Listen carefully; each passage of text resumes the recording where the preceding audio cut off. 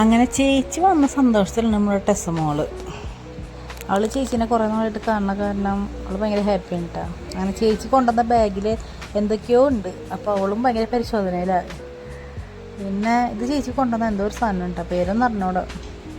സംഭവം ഇത് പൊളിച്ച് വേണം കഴിക്കണമെങ്കിൽ.